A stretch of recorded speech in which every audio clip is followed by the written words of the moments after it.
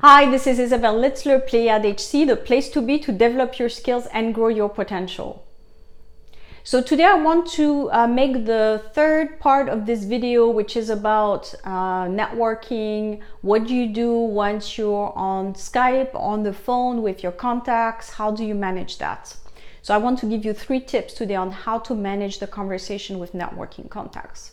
So let's say you ran a few emails and finally you get the person on the telephone and you want to get further in terms of your questions and where you want to go in your career, etc. So the first thing is to keep in mind the agenda. I mean, you only have 15 minutes, so you want to make it very low key. Again, you don't want to have 200 questions because that's not going to happen. So I would prepare maximum 5 questions maybe that you have so that you can ask them maybe in different parts of the conversation. So the first thing is already to give the priority to your networking contacts. Let them introduce themselves, talk about themselves.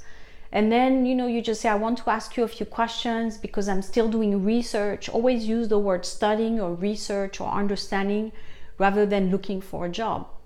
So you say, I'm still doing research, and if people pressure you saying, oh, you're looking for a job, just say, well, at this stage, not really, I'm still understanding the market. So this way you put the pressure a little bit off the person. So always use the word research, trying to understand the market, and just ask a few questions about the industry the person is in. What do they know about Switzerland? And these are going to give you some tools that you can use for either getting another networking contact or finding a little bit more information to move your job search. So let's say you're talking to the individual and you say, oh, what about pharma? I understand you're someone who knows a lot about pharma in Switzerland. Tell me a little bit more about that. And the person starts to tell you, yes, I know pharma and these are the industries where I've worked. And by the way, there's new innovation in this area in Geneva. And you should also look, there's a lot going on in Lausanne, and you're going to get lots of information that you can use for your research. Just names of companies you don't know about, potentially, who's hiring at this stage.